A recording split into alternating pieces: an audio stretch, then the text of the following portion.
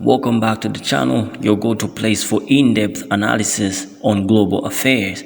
And today we've got a crucial topic on the table. South Africa has just thrown a legal curveball at Israel, filing a case at the International Court of Justice accusing it of genocide in Gaza. In this breakdown, we are not just skimming on the surface, we are diving deep into the complexities and the legalities and the global implications of this bold move. So buckle up, hit that like button, and let's get into the video. We're breaking this down into digestible chunks, but first we'll set the stage with a quick background on the Gaza conflict and South Africa's allegations. Then we'll take a closer look at the International Court of Justice, its role, and why this move by South Africa is making waves globally. We'll explore the reactions from around the world and dive into the context and drawing parallels between Israel's action and South Africa's historical struggles. Of course, we'll analyze the legal aspects, including Israel's response and the broader international call for action. Stick around till the end of the closing thoughts, and as always, would like to hear from you in the comments. Let's get into it. Really big news today. The government of South Africa has launched proceedings against the state of Israel at the International Criminal Court under the Genocide Convention. Now, South Africa is calling for provisional measures to be instated. And of course, Benjamin Netanyahu is already coming out and saying, this is anti-Semitic, that anyone accuses us of committing war crimes or having an apartheid state.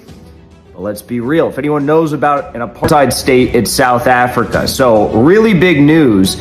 And don't get it twisted. The mainstream media is going to come out and say that this is, anti-Semitic acts of violence by the South African government for doing this. But don't forget, the same people who are telling you that it's anti-Semitic to condemn Israel's war crimes are the same exact people, the same exact governments, the same exact media companies that went along with and funded Ukraine for the past 2 years. They gave him $200 billion. So who really are the anti-Semitic ones here? In the past 3 months, Gaza has been the headlines due to relentless Israel bombardment, causing significant casualties and widespread destruction. South Africa, not staying silent, took a bold step by filing a case against Israel at the International Court of Justice, accusing it of committing genocide in Gaza. In its application to the court, South Africa describes Israel's actions as genocide in nature. The accusation is rooted in the claims that Israel's intent is to destroy a substantial part of the Palestinian national, artist, and ethical group. This includes acts of unaliving Palestinians, causing them serious harm, and creating conditions aimed at their physical destruction. Now let's get to hear from people and what they think about this move from South Africa, and I'll meet you at the end of those videos where I get to break down the videos in further details. Let's get into it. Is incredibly historic and very important news about Gaza. The government of South Africa has initiated formal legal proceedings against Israel at the International Court of Justice in The Hague, the so-called World Court, under the Genocide Convention, formally alleging that Israel is committing genocide against the Palestinians. According to the application, acts and omissions by Israel are general in character as they are committed with the requisite specific intent to destroy Palestinians in Gaza, and that the conduct of Israel is in violation of its obligations under the Genocide Convention. You can find the application for proceedings on the ICJ website. South Africa is seeking a court order stating that the state of Israel should immediately suspend its military operations, that Israel comply with its obligations under the Genocide Convention, and that Israel take all measures to prevent the expulsion and forced displacement of Palestinians from their homes, the deprivation of food and water, access to humanitarian assistance, medical supplies and assistance, and the destruction of Palestinian life in Gaza. So what will happen next is the International Court of Justice will issue a briefing schedule for the next 5 to 8 weeks or so. There'll be a hearing on the case. Compliance with that convention is a binding international legal obligation. There's no guarantee that parties will comply, of course, but a finding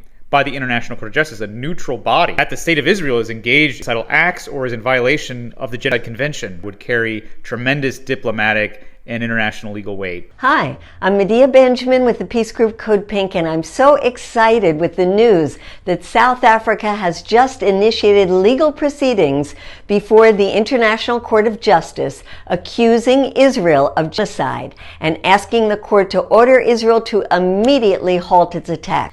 Israel, of course, calls South Africa's accusations baseless. Really? According to the UN, the crime of genocide is defined as acts perpetrated to bring about the physical destruction in whole or in part of a national, ethnic, racial, or religious group. In its 84-page report, South Africa details precisely how Israel is doing just that, how it's reducing Gaza to rubble, harming, destroying its people, including expulsions from their home, mass displacement, large-scale destruction of their homes, deprivation of access to food, water, medical care, shelter, clothes, hygiene, and sanitation. We can't let South Africa be the only country taking this moral stand. Let's get other countries to join the lawsuit. A number of heads of state have already characterized Israel's actions as genocide, including Algeria, Bolivia, Brazil, Colombia, Oman, Pakistan, Qatar, Venezuela, and Turkey. Surely some of them can be persuaded to join South Africa. What can you do? Well, sign the petition below. We want to deliver at least 25,000 signatures to embassies, missions, and consulates of countries that have ratified the Genocide Convention. So sign the petition now. Remember, over 115 Palestinian children in Gaza are every single day. UNICEF says Gaza is the most dangerous place in the world for a child. We must hold Israel accountable for turning Gaza into a grave for children. We must stop this genocide now. What's up, everybody? It's your boy Abrax, and I'm back with some news that you need to know. So as more news comes out in regards to South Africa filing for a genocide motion with the International Criminal Court of Justice, I wanted to dive into some more of the details in regards to it. So as I explained earlier in regards to how Israel responded to this accusation claiming it was baseless, they also called South Africa a blood libel. If you don't know what a blood libel is, I will explain it to you. It is the false accusation that Jew or non-Jewish children to use for their religious rituals and holidays. Next, any false or purportedly false accusation of a non-Jew by a Jewish person or organization. 3, any false or purportedly false accusation of guilt, especially of guilt in massacre or homicide. It is stated in the South African application to the court that the IOF's operations against the H-word group are genocidal in character, as they are committed with the requisite specific intent to destroy Palestinians in Gaza as a part of a broader Palestinian national, racial, and ethnical group. It also further states that the conduct of Israel in relation to Palestinians in Gaza is in violation of its obligations under the Genocide Convention. I am so proud of South Africa because they invoked the Genocide Convention at the international courts, and they submitted their application this morning, and the way they did it is absolutely amazing. When they submitted their application, they described Israel's action in Gaza as genocidal in character because they are intending to bring about the destruction of a substantial part of the Palestinian national, radical, or ethnic group. The acts in question, including Palestinians in Gaza, causing them serious bodily and mental harm, and inflicting on them conditions of life calculated to bring about their physical destruction. And I'm so glad they decided to include mental harm into this, because one of the things that the Israeli government has been doing is flying these annoying drones over the people in Gaza 24/7 that's remote controlled, and it makes the most annoying sounds. I'm gonna see if I can insert a clip. This is the sound. It's 24/7, it's continuous.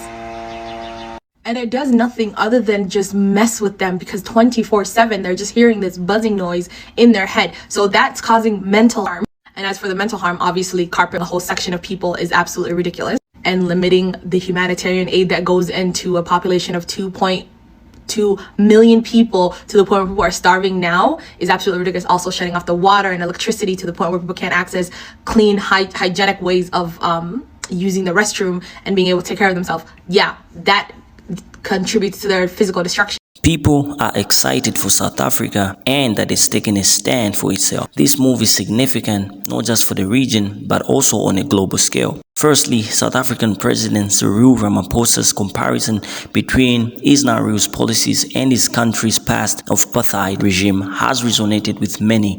It's not just a legal move but a powerful political statement, drawing attention to historical injustices and putting South Africa at the forefront of advocating for justice. From a global perspective, South Africa's initiative at the ICJ is creating ripples. It's not just about the specifics of the Israel-Palestine conflict, it's about the precedent it sets. Countries around the world are watching, and this move challenges the status quo of powerful nations facing international scrutiny. Diplomatically, this move signals a country's right to hold another accountable, irrespective of their global standing. It breaks the mold of powerful dynamics in the international relations and emphasizes the importance of justice over political alliances. Before we delve into the legal aspects, what do you think about South Africa taking this bold move? Do you see this as a pivotal global diplomacy move? Share your views in the comments below. And if you are finding this breakdown insightful, don't forget to hit that like button and subscribe for more updates. Now, for those unfamiliar with the International Court of Justice, often referred to as the World Court, is a UN civil court that settles disputes between countries.